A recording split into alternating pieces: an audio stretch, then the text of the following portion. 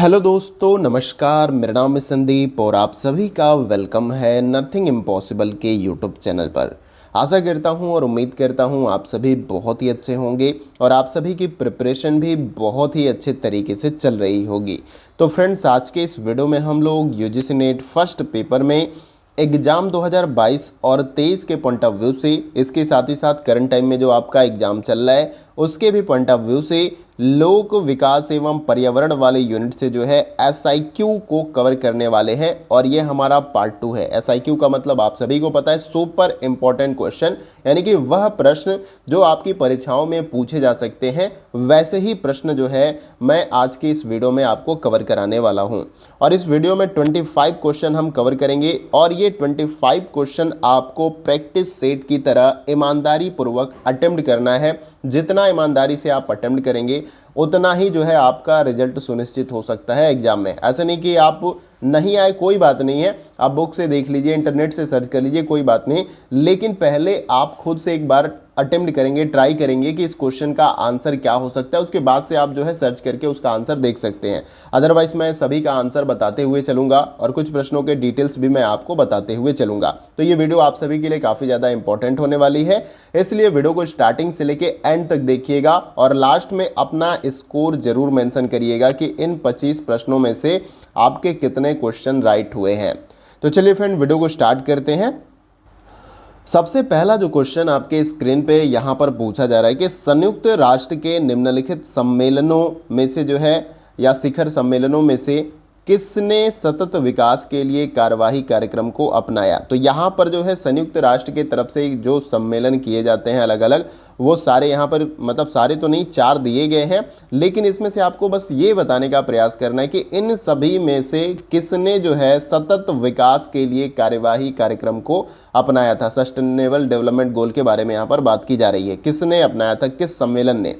पहला ऑप्शन है स्टॉकहोम सम्मेलन, बी है रियो डी जेनेरियो सम्मेलन है, सी है आपका जोहान्सबर्ग शिखर सम्मेलन, डी है अहमदाबाद सम्मेलन। तो ईमानदारी से अपना राइट आंसर कमेंट बॉक्स में मेंशन करिएगा। एक एक प्रश्न बहुत ही महत्वपूर्ण है आप सभी के लिए। तो वीडियो लगे कि फास्ट वे में चल रहा है तो वीडियो को पॉज करिएगा और उसके बाद से अपना राइट आंसर कमेंट बॉक्स में बताने का प्रयास करिएगा। देखिए, यहाँ पर इस क्वेश्चन का जो हमारा राइट आंसर हो जाएगा वो है आपका ऑप्शन नंबर बी। यहाँ पर राइट आंसर हो जाएगा आपका रियो डी जेनेरियो सम्मेलन में जो है सतत विकास के लिए कार्यवाही कार्यक्रम को अपनाया गया था। ये आपको याद रखना, क्वेश्चन आता है घुमा फिरा के, बस उसमें मेंशन हो कि सतत विकास के लिए कार्यवाही कार्यक्रम किस सम्मेलन में अपनाया गया था। तो याद रखना है रियो डी जेनेरियो सम्मेलन। इसके बारे में भी मैंने डिटेल में आपको बता रखा है। आइए अगला क्वेश्चन देखते हैं। अगला क्वेश्चन हमारा है क्वेश्चन नंबर 2। देखिए, इसमें पूछा जा रहा है कि ध्वनि प्रदूषण के संदर्भ में निम्नलिखित अभिकथनों पर विचार करना है। तो यहाँ पर ध्वनि प्रदूषण के संबंध में जो है कुछ अभिकथन दिए गए हैं जिनको आपको अच्छे तरीके से पढ़ना है, तभी आप सही आंसर दे पाएंगे। सबसे पहले दिया गया ध्वनि स्रोतों से जैसे ही हम दूर जाते हैं वैसे ही ध्वनि का स्तर गिर जाता है। दूसरा है उच्च पृष्ठ द्रव्यमान घनत्व वाली सामग्रियां उचित ध्वनि अवरोध के रूप में कार्य करती हैं। और तीसरा दिया गया है 2 म्यू, ये म्यू का सिंबल है, इस प्रकार से होता है, ठीक है। तो म्यू पीए का ध्वनि दाब 0 डेसिबल की ध्वनि के समतुल्य होता है। अब इन तीनों अभिकथनों को अच्छे से समझना है और नीचे दिए गए विकल्प यानी इन 4 में से ही आपको अपना राइट आंसर कमेंट बॉक्स में बताने का प्रयास करना है। देखिए, यहाँ पर इस क्वेश्चन का जो हमारा राइट आंसर हो जाएगा वो है आपका ऑप्शन नंबर ए। यहाँ पर राइट आंसर हो जाएगा, यहाँ पर पहला और उसके बाद से दूसरा आपका राइट आंसर हो जाएगा। ध्वनि स्रोत से जैसे ही हम दूर जाते हैं वैसे ही ध्वनि का स्तर गिर जाता है। जैसे कि कहीं पे फंक्शन चल रहा है, वहाँ पर बहुत सारा साउंड्स जो है तेजी के साथ बज रहा है, लेकिन उस फंक्शन जो जहाँ पे जिस जगह पे मान लीजिए कि ये केंद्र बिंदु यहाँ पर चल रहा है, तो यहाँ से जैसे जैसे हम दूर हटते हैं वैसे वैसे क्या होता है, ध्वनि का स्तर गिर जाता है। फिर उसके बाद से दूसरा है उच्च पृष्ठ द्रव्यमान घनत्व वाली सामग्रियां उचित ध्वनि अवरोधक के रूप में कार्य करती हैं। अगर उच्च पृष्ठ द्रव्यमान या घनत्व वाली अगर कोई सामग्री है, कोई चीज़ है, तो उचित ध्वनि अवरोधक यानी उसे रोकने का काम करती है। तो ये दोनों सही है, इसलिए हमारा ऑप्शन नंबर ए क्या है, राइट आंसर हो जाएगा। आइए अगला क्वेश्चन देखते हैं। अगला क्वेश्चन हमारा है क्वेश्चन नंबर 3। देखिए इसमें पूछा जा रहा है कि निम्नलिखित अभिकथनों पर विचार करना है। तो कुछ अच्छे से अभिकथन या कुछ स्टेटमेंट्स कह लीजिए दिए गए हैं, उनको हमें पढ़ना है। पहला दिया गया, पृथ्वी हरित गृह या ग्रीन हाउस प्रभाव के बिना सुरक्षित होगी। दूसरा दिया गया है, हरित गृह या ग्रीन हाउस प्रभाव का मुख्य अवदान कार्बन डाइऑक्साइड से आता है। और तीसरा दिया गया, पृथ्वी की जलवायु मानव के पृथ्वी पर आने से पूर्व भी बदलती रहती है। अब इन तीनों कथनों को अच्छे से पढ़ना है और उसके बाद से ही आपको नीचे दिए गए इन 4 विकल्पों में से अपना आपको राइट आंसर बताना है। सभी क्वेश्चन अच्छे लेवल के मैंने क्वेश्चन लिए हैं। आप ऐसा नहीं कह सकते कि बहुत इजी भी क्वेश्चन लिया है, कुछ क्वेश्चन मैंने लिया है, लेकिन जिस लेवल के प्रश्न आपसे एग्जाम में पूछे जाते हैं उस तरह के ही प्रश्न आपको देखने को मिलेंगे। अब देखिए यहाँ पर इस क्वेश्चन का जो हमारा राइट आंसर हो जाएगा वो है आपका ऑप्शन नंबर बी, यहाँ पर राइट आंसर हो जाएगा। दूसरा और उसके बाद से तीसरा आपका राइट आंसर हो जाए, क्योंकि यहाँ पर सही विचार करना, जो सही है उसी को हमें बताने का प्रयास करना है। तो पहला तो गलत कैसे, इसको देख लीजिए, पृथ्वी हरित गृह या ग्रीन हाउस प्रभाव के बिना सुरक्षित है, ये गलत है। अगर हरित गृह प्रभाव या कह लीजिए ग्रीन हाउस जो गैस है अगर पृथ्वी पे नहीं रहेंगी तो दिन का टेम्परेचर जो आप तो ठीक है, लेकिन रात में आपका टेम्परेचर इतना गिर जाएगा, माइनस में चला जाएगा कि लाइफ जो है पॉसिबिलिटी बहुत कम हो जाएगी सर्वाइव, ठीक है। क्योंकि ये ग्रीन हाउस गैसें क्या करती हैं, दिन के समय में सूर्य से निकलने वाली उष्मा को अवशोषित कर लेती हैं, यानी कि पकड़ लेती हैं। जैसे कि आप क्या करते हो कि आप जो है अपने लाइफ में जो है सिक्योर रहने के लिए आप पैसे जमा करते हो, LIC में जमा करते हैं या कोई भी पॉलिसी करते हैं कि लॉन्ग टर्म में अगर कोई अचानक से काम हो तो हम उस पैसे का इस्तेमाल कर सके।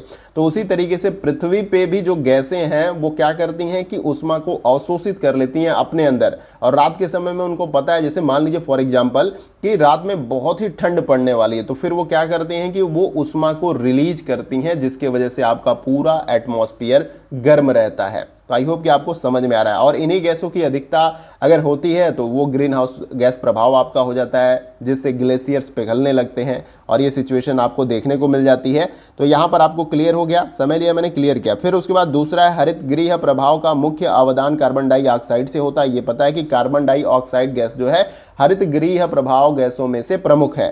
फिर उसके बाद से, पृथ्वी की जलवायु मानव के पृथ्वी पर आने से पूर्व भी बदलती थी, यानी कि मानव का अभी यहाँ इवोल्यूशन नहीं हुआ था, उससे पहले भी पृथ्वी की जलवायु जो है बदलती रहती थी। तो यहाँ पर ऑप्शन बी हमारा क्या हो जाएगा, राइट आंसर यहाँ पर हो जाएगा। याद रखना है आपको। उम्मीद करता हूँ आपको क्लियर हो गया होगा। आइए अगला क्वेश्चन देखते हैं।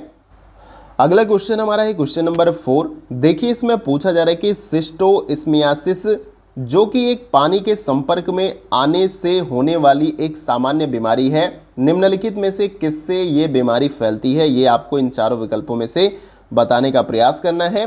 देखिए यहाँ पर इस क्वेश्चन का जो हमारा राइट आंसर हो जाएगा वो है आपका ऑप्शन नंबर सी, सरकेरिया से जो है ये फैलने वाली सामान्य बीमारी है, जो कि पानी के संपर्क में आने से जो है ये बीमारी होती है।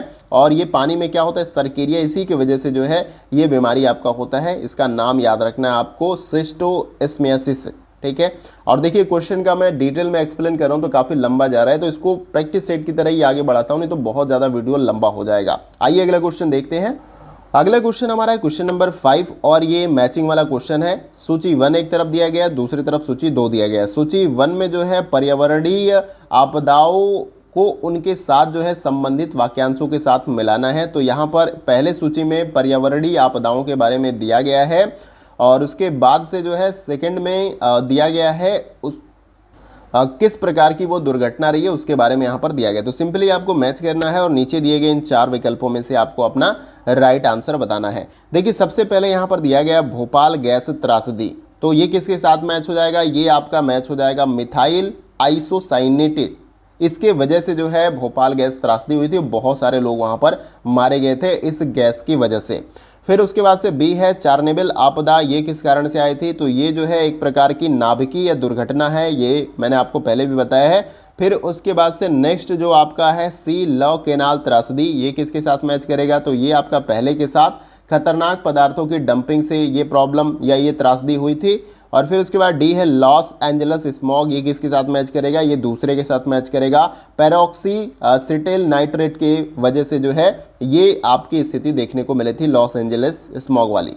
तो सिंपली इसे मैच करना था, जैसे हमने मैच किया उसके अकॉर्डिंग हमारा ऑप्शन नंबर बी यहाँ पर राइट आंसर हो जाएगा। तो अगर आपने भी यहाँ पर जैसे मैंने मैच किया, आपने मैच किया तो उस तरीके से आपका राइट आंसर हो जाएगा। आइए अगला क्वेश्चन देखते हैं।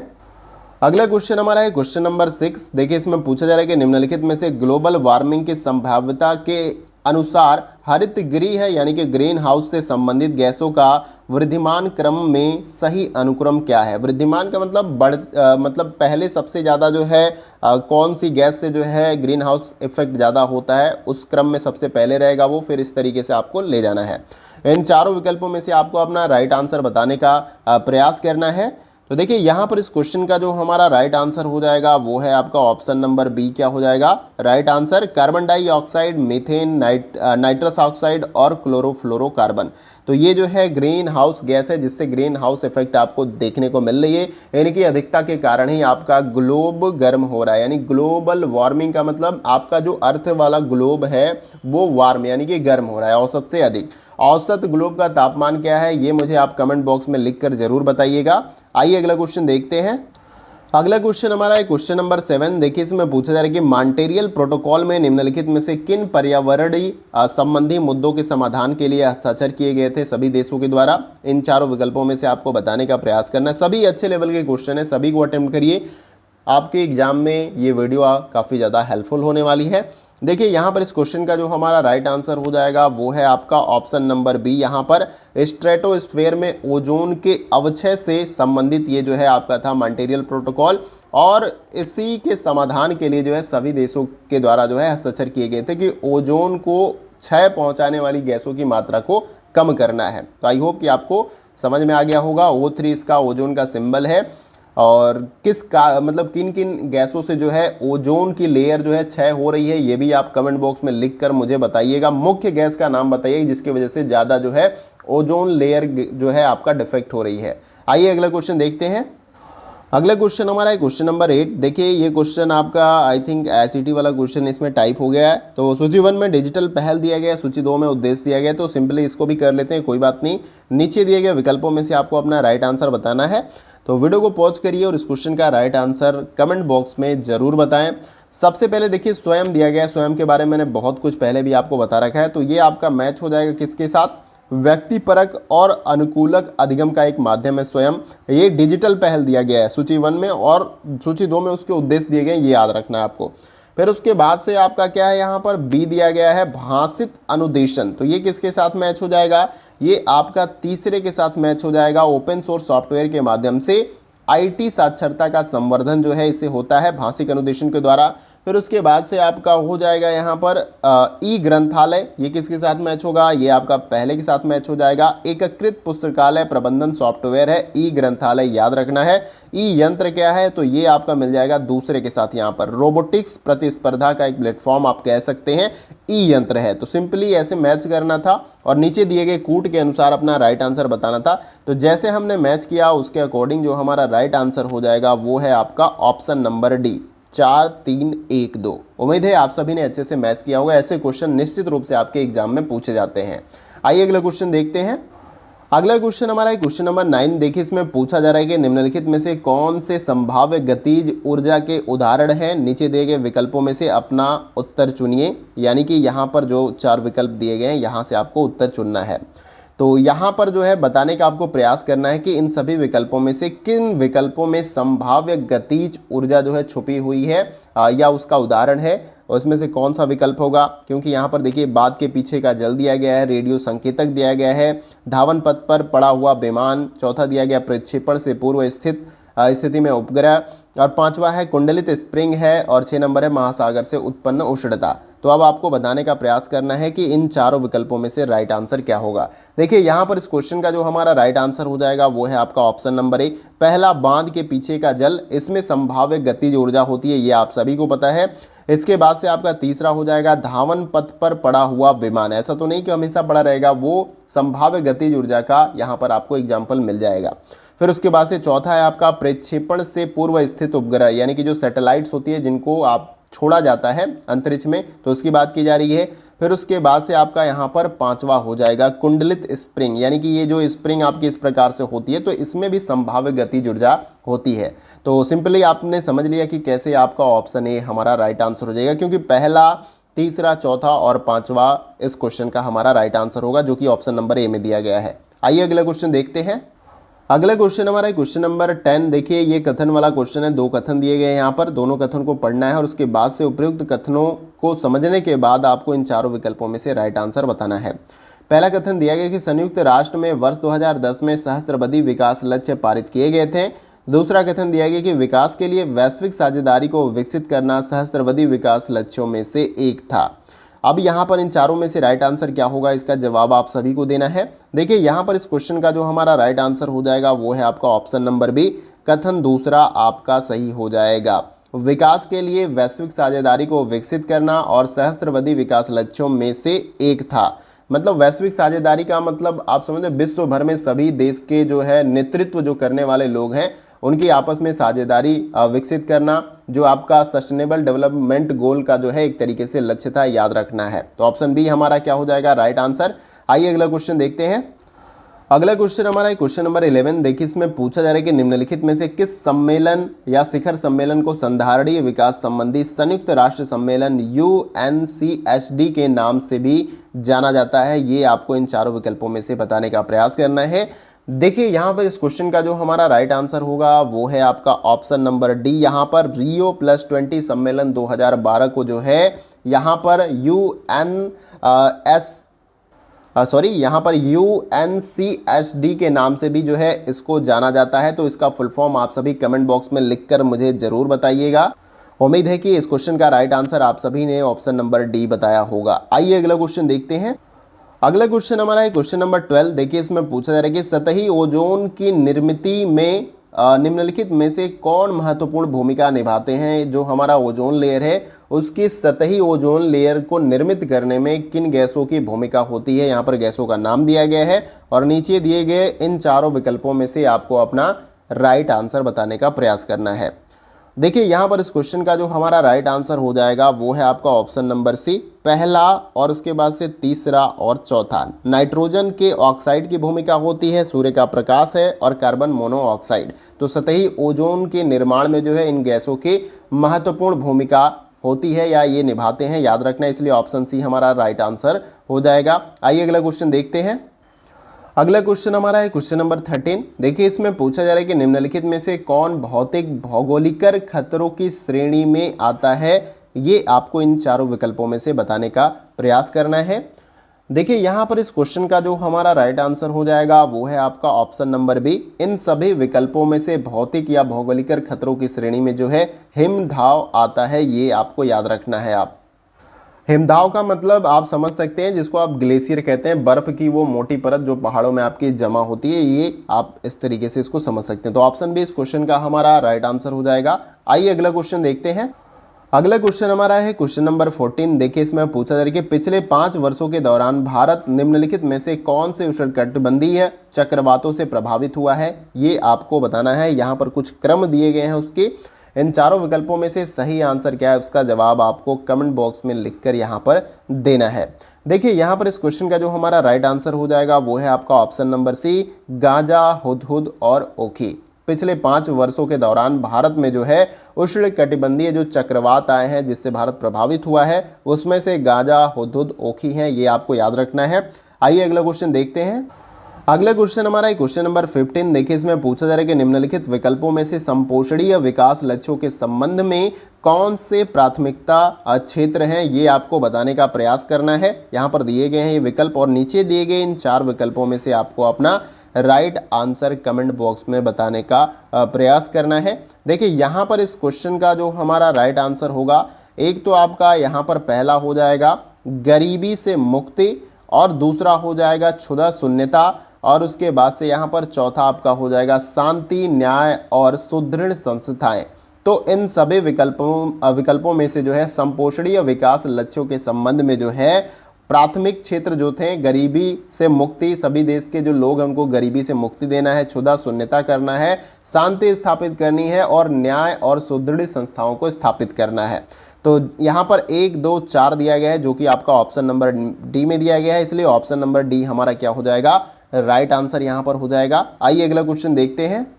अगला क्वेश्चन हमारा है क्वेश्चन नंबर 16। देखिए अभिकथन और ये तर्क वाला क्वेश्चन है। अभिकथन में दिया गया है कि मेथे अम्लोगोबिनीमिया एक ऐसी स्थिति है जिसमें रक्त शरीर के विभिन्न भागों तक पर्याप्त ऑक्सीजन की आपूर्ति नहीं कर पाता है। तर्क दिया गया कि नाइट्रेट की उच्च मात्रा वाले पेय जल का उपयोग करने से मेथेमोग्लोबिनीमिया जो है आपका होता है, एक प्रकार की प्रॉब्लम है आप कह सकते हैं शरीर के अंदर उत्पन्न होने वाली। और नीचे दिए गए विकल्पों में से आपको अपना सही उत्तर का चुनाव करना है कि इन चारों में से कौन सा आपका राइट आंसर हो जाएगा। देखिए यहाँ पर इस क्वेश्चन का जो हमारा राइट आंसर हो जाएगा वो है आपका ऑप्शन नंबर ए, यहाँ पर राइट आंसर हो जाएगा। ए और आर दोनों सही है और आर ए की सही जो है व्याख्या करता है। मेथेमोग्लोबिनीमिया जो है एक ऐसी स्थिति है जिसमें रक्त शरीर में विभिन्न भागों तक पर्याप्त ऑक्सीजन की आपूर्ति नहीं कर पाता है। और इसका कारण क्या है, नाइट्रेट की उच्च मात्रा वाले पेय जल को अगर आप जब ग्रहण करते हैं तो ये स्थिति आपको देखने को मिल जाएगी, ये आपको याद रखना है। तो ऑप्शन ए यहाँ पर हमारा राइट आंसर है। आइए अगला क्वेश्चन देखते हैं। अगला क्वेश्चन हमारा है क्वेश्चन नंबर 17। देखिए इसमें पूछा जा रहा है अभिकथन तर्क वाला क्वेश्चन है। अभिकथन में दिया गया कि निम्न क्षोभ मंडल में ओजोन का उच्च सांद्रण वांछनीय है। तर्क बताया जा रहा है कि वायुमंडल में उपस्थित ओजोन सूर्य के हानिकारक पराबैंगनी विकिरण से पृथ्वी तल पर जीव जंतुओं की रक्षा करती है। नीचे दिए गए विकल्पों में से आपको अपना राइट आंसर बताना है। देखिए यहाँ पर इस क्वेश्चन का जो हमारा राइट आंसर हो जाएगा वो है आपका ऑप्शन नंबर डी। ये जो आपका दिया गया वो पूरी तरीके से गलत है। निम्न क्षोभ मंडल में आप सभी को पता है कि ओजोन लेयर या ओजोन गैस नहीं पाई जाती, ये समताप मंडल में पाई जाती है। ठीक है, तो समताप मंडल में ओजोन गैस का उच्च सांद्रण आपको मिलेगा, न कि क्षोभ मंडल में। तो ये पूरी तरीके से गलत है। तर्क बताया जा रहा है कि वायुमंडल में उपस्थित ओजोन जो है सूर्य के हानिकारक पराबैंगनी विकिरण से पृथ्वी तल पर जो है जीव जंतुओं की रक्षा करती है। तो सही बात है, ओजोन का काम क्या है, सूर्य से निकलने वाली जो पराबैंगनी किरणें हैं या अल्ट्रावायलेट रेज हैं उसको रोक कर रखना। अगर वो धरती के ऊपर आ जाएंगी तो जीव जंतुओं में कई सारी त्वचा संबंधी जो है प्रॉब्लम्स क्रिएट होने लगेगी, यहाँ तक ह्यूमन में, ऐसा नहीं, जितने भी जीव जंतु के अंदर सब आ जाएंगे। ठीक है, तो आई होप कि आपको समझ में आया होगा और ऑप्शन डी यहाँ पर हमारा राइट आंसर है। आइए अगला क्वेश्चन देखते हैं। अगला क्वेश्चन हमारा है क्वेश्चन नंबर 18। देखिए इसमें पूछा जा रहा है कि ओलिगोट्रोफिक झीलों में शैवाल फुलिकाएं होती हैं। आपको बताना है किस प्रकार की होती हैं, चारों विकल्पों में से आपको बताने का प्रयास करना है। देखिए यहाँ तक एक क्वेश्चन है, एक ही पेज पे यहाँ पर 2 क्वेश्चन टाइप हो गया, तो नीचे वाले क्वेश्चन को भी हम देख लेंगे। इससे पहले आप ऊपर वाले क्वेश्चन का राइट आंसर बताएं। देखिए यहाँ पर इस क्वेश्चन का जो हमारा राइट आंसर हो जाएगा वो है आपका ऑप्शन नंबर सी, बहुत कम बार। ओलिगोट्रोफिक झीलों में शैवाल पुलिकाएं जो है बहुत ही कम बार जो है होती हैं, ये आपको याद रखना है। उसके बाद से एक क्वेश्चन यहाँ पर और है जो टाइप हो गया इसी पेज पे या इसी स्लाइड में। तो देखिए इसमें पूछा जा रहा है कि निम्नलिखित में से किस प्रदूषक को भारत में वायु गुणवत्ता सूचकांक में शामिल किया गया है, ये आपको इन चारों विकल्पों में से बताने का प्रयास करना है। तो इस क्वेश्चन का जो हमारा राइट आंसर हो जाएगा वो है आपका ऑप्शन नंबर सी, यहाँ पर राइट आंसर हो जाएगा। सल्फर डाइऑक्साइड को जो है भारत में वायु गुणवत्ता सूचकांक में शामिल किया गया। इस प्रदूषक गैस को याद रखना है, कौन सा है, सल्फर डाइऑक्साइड। तो ऑप्शन सी यहाँ पर हमारा राइट आंसर हो जाएगा। एक ही पेज में 2 क्वेश्चन आपको मिल गया, ये भी एक अच्छी बात है। आइए अगला क्वेश्चन देखते हैं। अगला क्वेश्चन हमारा है क्वेश्चन नंबर 19। देखिए इसमें पूछा जा रहा है कि अंतर्राष्ट्रीय सौर संधि यानी कि इंटरनेशनल सोलर अलायंस की स्थापना हेतु संयुक्त रूप से किसने प्रयास किया था, इसके बारे में मैंने कई बार आपको बताया है। तो इसका जो राइट आंसर हमारा हो जाएगा वो है आपका ऑप्शन नंबर बी, फ्रांस और भारत ने जो है अंतर्राष्ट्रीय सौर संधि यानी कि इंटरनेशनल सोलर अलायंस की स्थापना हेतु जो है संयुक्त रूप से प्रयास किया। फ्रांस और भारत, ये आपको याद रखना है। आइए अगला क्वेश्चन देखते हैं। अगला क्वेश्चन हमारा है क्वेश्चन नंबर 20। देखिए इसमें पूछा जा रहा है कि जलवायु परिवर्तन के संबंध में राष्ट्रीय कार्य योजना के अंतर्गत निम्नलिखित में से कौन सा मिशन जो है आपका शामिल है, ये आपको बताने का प्रयास करना है। और नीचे दिए गए इन 4 विकल्पों में से आपको अपना सही उत्तर का चुनाव भी करना है। देखिए यहाँ पर इस क्वेश्चन का जो राइट आंसर होगा वो है हिमालयी पारिस्थितिकी तंत्र को संपोषण करना, उसके बाद से जलवायु परिवर्तन हेतु रणनीतिक जानकारी। ये सभी जो है आपके जलवायु परिवर्तन के संबंध में राष्ट्रीय कार्य योजना के अंतर्गत जो है शामिल किए गए थे या मिशन है। याद रखना है आपको, यहाँ पर पहला और तीसरा याद रखना है आपको। बेसिकली मतलब जो हिमालयी आपकी पारिस्थितिकी तंत्र है उसको सेव करना, उसको बचाना, और इसके साथ ही साथ जलवायु परिवर्तन हेतु रणनीतिक जानकारी, रणनीति बनाना, कैसे जो है इसको कम किया जा सकता है। ठीक है, तो एक और तीसरा आपका सही हो जाएगा, जो कि आपका ऑप्शन नंबर डी में यहाँ पर दिया गया है। आइए अगला क्वेश्चन देखते हैं। अगला क्वेश्चन हमारा है क्वेश्चन नंबर 21। देखिए इसमें पूछा जा रहा है निम्नलिखित में से कौन नगरपालिका वाले ठोस कचरे की जैव वैज्ञानिक विधि है, ये आपको बताने का प्रयास करना है। इन चारों विकल्पों में से राइट आंसर क्या है। देखिए इस क्वेश्चन का जो हमारा राइट आंसर हो जाएगा वो है आपका ऑप्शन नंबर सी, कंपोस्ट तैयार करना। इस क्वेश्चन में बेसिकली आपसे यही पूछा गया था कि इन सभी विकल्पों में से कौन जो है नगरपालिका वाले ठोस कचरे की जैव वैज्ञानिक विधि है, यानी नगरपालिका जो शहर होते हैं वहां से ठोस अपशिष्ट कचरे निकलते हैं, तो उसकी जैव वैज्ञानिक विधि क्या है, मतलब उसके निस्तारण की। तो कंपोस्ट तैयार कर लिया जाता है, याद रखना है। ऑप्शन सी हमारा राइट आंसर है। आइए अगला क्वेश्चन देखते हैं। अगला क्वेश्चन हमारा है क्वेश्चन नंबर 22। देखिए इसमें पूछा जा रहा है कि पानी में किसकी अधिकता से ब्लू बेबी सिंड्रोम होता है। ये एक प्रकार की बीमारी है। तो देखिए इसका जो राइट आंसर हमारा हो जाएगा वो है आपका ऑप्शन नंबर सी। अगर पानी में जो है नाइट्रेट की मात्रा अधिक होती है तो उस स्थिति में ब्लू बेबी सिंड्रोम नाम की प्रॉब्लम आपको देखने को मिल जाएगी। तो बेसिकली इस क्वेश्चन का हमारा राइट आंसर है ऑप्शन नंबर सी। आइए अगला क्वेश्चन देखते हैं। अगला क्वेश्चन हमारा है क्वेश्चन नंबर 23। देखिए इसमें पूछा जा रहा है कि एक अवस्थिति पर वायु गुणवत्ता को अभिलक्षणित करने के लिए प्रयुक्त किए जाने वाला मानक यानी कि पार्टिकुलेटेड मैटर 25 यहाँ पर दिया गया है। ये 25 आपका नहीं है, याद रखना, ये 2.5 है। यहाँ पर 25 टाइप होगा, 2.5 है। यहाँ अनुलग्न 2.5 का क्या अर्थ है ये आपको बताना है इन चारों विकल्पों में से। अब देखिए यहाँ पर इस क्वेश्चन का जो हमारा राइट आंसर हो जाएगा वो है आपका ऑप्शन नंबर बी। निश्चित इकाइयों में आलंबित कणों का आकार जो होता है, ये जो छोटे छोटे कण होते हैं आपके एयर जब पोल्यूशन होता है तो उसमें ऐसे छोटे छोटे बहुत सारे कण होते हैं जो आपको नग्न आंखों से अपने दिखाई नहीं देते हैं। उसके लिए आपको सूक्ष्मदर्शी का इस्तेमाल करना होता है। तो यहाँ पर 2.5 का अर्थ क्या है, निश्चित इकाइयों में आलंबित कणों का आकार ये होता है। तो ऑप्शन बी हमारा यहाँ पर राइट आंसर हो जाएगा। आइए अगला क्वेश्चन देखते हैं। अगला क्वेश्चन हमारा है क्वेश्चन नंबर 24। देखिए इसमें पूछा जा रहा है कि गैर नवीकरणीय संसाधनों का समुच्चय चुनिए। तो यहाँ पर इन चारों विकल्पों में से आपको यह बताने का प्रयास करना है कि कौन सा विकल्प गैर नवीकरणीय संसाधनों का समुच्चय है। तो देखिए यहाँ पर इस क्वेश्चन का जो हमारा राइट आंसर हो जाएगा वो है आपका ऑप्शन नंबर बी। प्राकृतिक गैस, यूरेनियम और फास्फेट ये जो है गैर नवीकरणीय संसाधनों का समुच्चय है। नवीकरणीय संसाधन का मतलब क्या है आपका, जिसमें से किसी भी प्रकार का जो है अपशिष्ट या कुछ ऐसा निकलता नहीं है दोहन से, और गैर नवीकरणीय ऊर्जा।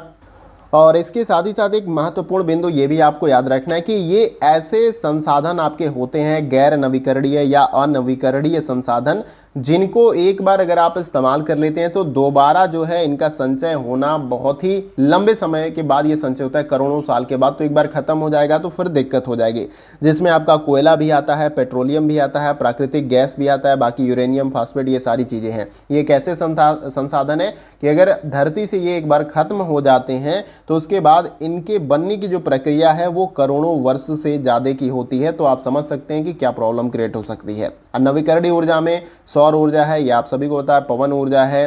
तो इस तरीके से आपको याद रखना है। तो ऑप्शन बी हमारा क्या हो जाएगा, राइट आंसर। आइए अगला क्वेश्चन देखते हैं। अगला क्वेश्चन हमारा है क्वेश्चन नंबर 25 और ये वीडियो का हमारा लास्ट क्वेश्चन होगा। देखिए इसमें पूछा जा रहा है कि निम्नलिखित में से कौन सी बीमारियां प्रदूषित जल के कारण होती हैं। यहाँ पर कुछ बीमारियों का नाम दिया गया है। नीचे दिए गए विकल्पों में से आपको अपना राइट आंसर बताने का प्रयास करना है।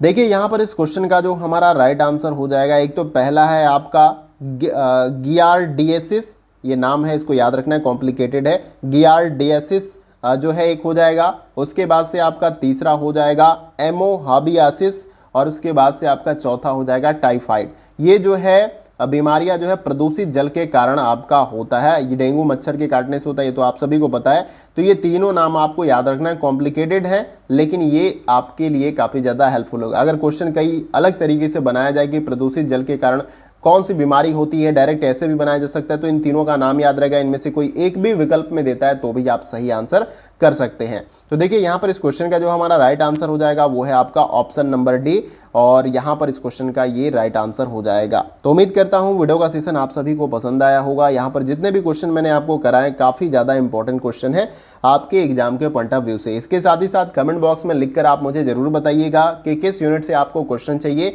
इसके साथ ही साथ कुछ प्रॉब्लम्स मेरे साथ चल रही हैं, जैसे कि मैंने कमेंट में बहुत सारे छात्र पूछे, तो मैंने बताया कि मैं ट्रीटमेंट को लेकर माता जी की ट्रीटमेंट को मैं करा रहा हूँ, तो इसके वजह से थोड़ा सा बिजी चल रहा था, जिसकी वजह से मैं आपको वीडियो नहीं प्रोवाइड कर पा रहा था। लेकिन मैं प्रयास करूंगा जितना मुझसे हो सकेगा कि आपको ज़्यादा से ज़्यादा क्वेश्चन मैं कराऊं, ताकि आपको एग्जाम में ज़्यादा से ज़्यादा हेल्प मिल पाए। लेकिन वीडियो का सेशन कैसा रहा ये आप कमेंट बॉक्स में लिखकर बताइएगा। जो जो क्वेश्चन मैंने आपको वीडियो के दौरान पूछा उसका जवाब आप सभी को ईमानदारी पूर्वक जो है कमेंट बॉक्स में देना है। और मैंने आपको बता दिया था कि इसमें सारे क्वेश्चन को मैंने एक्सप्लेन नहीं किया है, क्योंकि आपको पता है कि एक क्वेश्चन को अगर मैं एक्सप्लेन करता हूं अच्छे तरीके से 5 मिनट जाएगा, तो 25 गुणते 5 आप करके देख सकते हो कि कितना मिनट लग जाएगा और कितना लंबा ये वीडियो हो जाएगा, जो कि अच्छी बात नहीं है, क्योंकि एग्जाम आपका क्लोज आ चुका है।